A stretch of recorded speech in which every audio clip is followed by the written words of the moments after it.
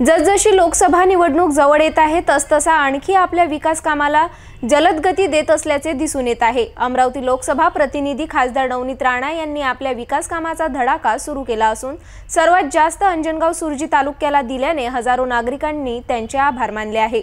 अंजनगाव सुर्जी तालुक्यात एकूण 545 कोटींच्या विकास कामे निधी मंजूर करून भूमिपूजन करण्यात आले। अंजनगाव सुर्जी तालुक्यात 545 कोटींच्या विकास कामाचा धडाका लावत खासदार नवनीत राणा यांनी तालुक्यात इतका मोठा निधी उपलब्ध करून रेकॉर्ड ब्रेक करून टाकले आहे। खासदार नवनीत राणा यांनी गुरुवारी 15 फेब्रुवारी रोजी तालुक्यात विविध विकास कामांचे भूमिपूजन ज्येष्ठ गावकऱ्यांच्या आशीर्वादाने त्यांच्याच हस्ते केले। अंजनगाव सुर्जी शहरात महिलांच्या अफाट गर्दीत सामूहिक हळदी कुंकू समारंभात व्हीलचेअरवर बसून खासदार नवनीत राणा यांनी हजारो मातृशक्तींचा आशीर्वाद घेतला। त्यांना व्हीलचेअरवर पाहून मातृशक्ती देखील भारावून गेल्या। अंजनगाव सुर्जी शहरात दाखल होताच खासदार नवनीत राणा यांचा फुलांचा वर्षाव करून जोरदार स्वागत करण्यात आले। हळदी कुंकू समारंभात महिलांची तुफान गर्दीत खासदार नवनीत राणा यांनी भाषणात सांगितले, मी कोणालाही घाबरत नाही। जेव्हा काहीच नव्हते तेव्हा आपण सर्वांनी मला आशीर्वाद देऊन लोकसभेत पाठविले। पंतप्रधान आवास योजनेअंतर्गत अंजनगाव सुर्जी तालुक्यात हजारो लोकांना घरे मिळाली। ज्यांना कागदपत्रांची पूर्तता करण्यासाठी अडचणी होत्या ते देखील दूर केल्या। अंजनगाव सुर्जी तालुक्यात समवेत अमरावती जिल्ह्यातील गरजू गोरगरीब नागरिकांना आपल्या हक्काचे घर मिळणार आहे।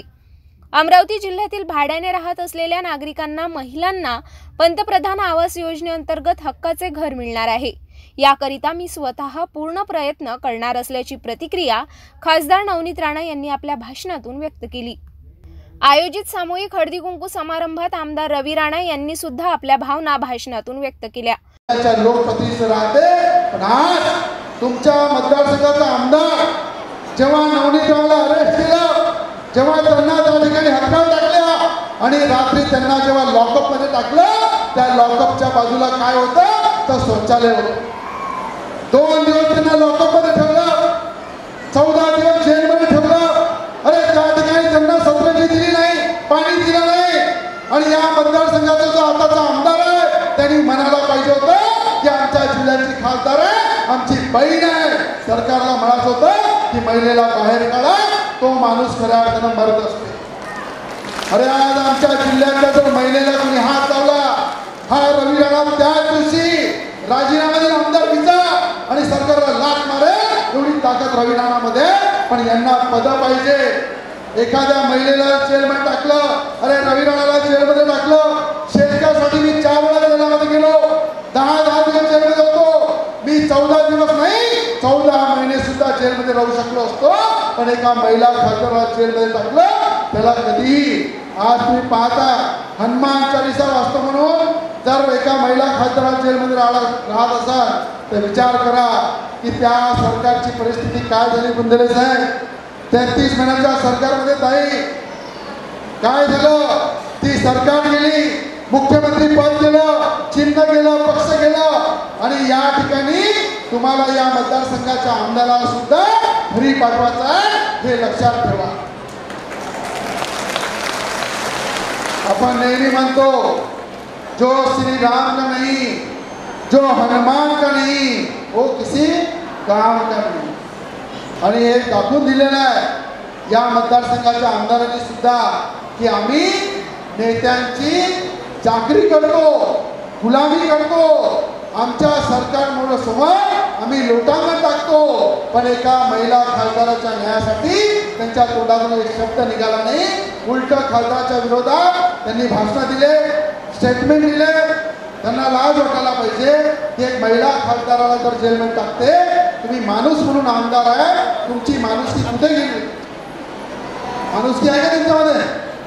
अरे त्या सरकारमध्ये आहे तुम्ही, त्या सरकारचे तुम्ही चपला उचलता ना, त्या सरकारच्या माध्यमातून तुम्ही समर्थन दिलेलं ना, एका पक्षाचे आमदार आहे ना, तर तुमच्यामध्ये जराशी मनाची नाही तर जनाची तरी असायला पाहिजे होती की एका महिला खासदाराच्या फेवरमध्ये आवाज उचलायला पाहिजे। पण ते केलं नाही। पण देवाने त्यांना सबक शिकवलेला आहे आणि त्यांना सबक शिकवायचं काम तुमचं आहे, तुमचं आहे ना काम।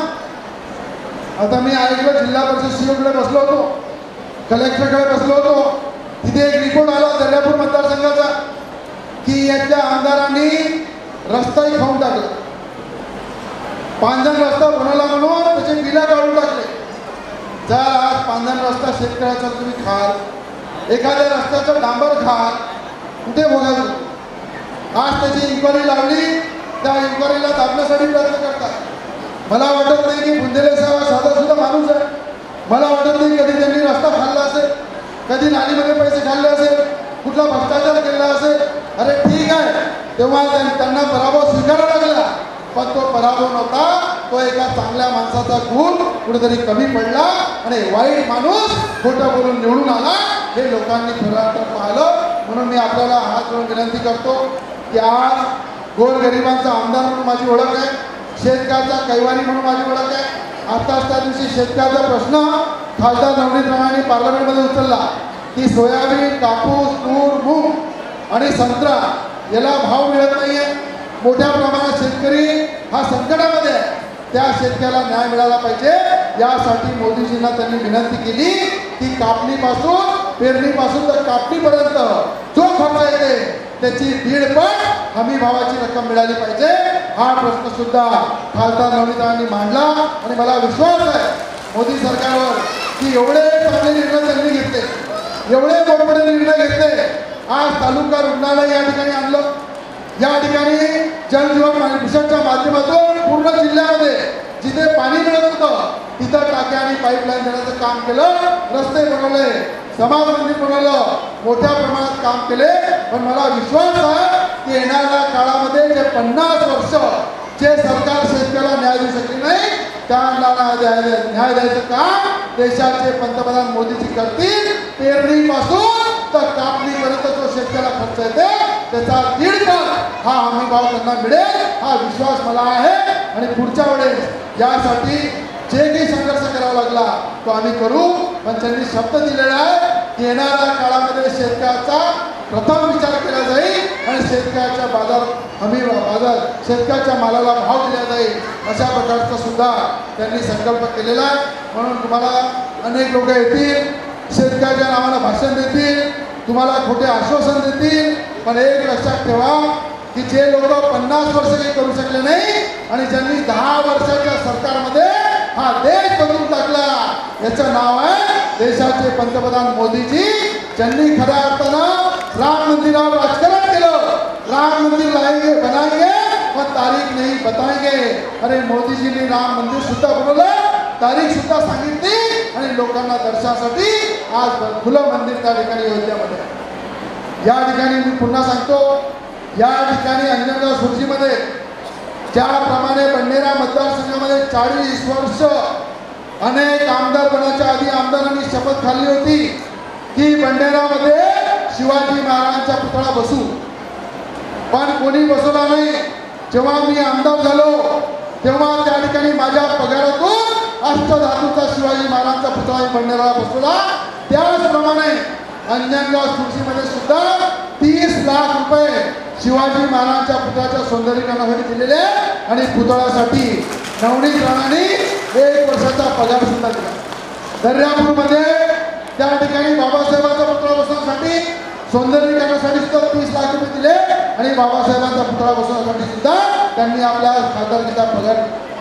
तर मला असं वाटते की एवढं काम करणं, एवढ्या लोकांमध्ये संपर्कात राहणं आणि देशाच्या पार्लमेंटमध्ये एक विषय आपला मांडणं, असा खासदार अमरावती जिल्ह्याला मिळालेला आहे.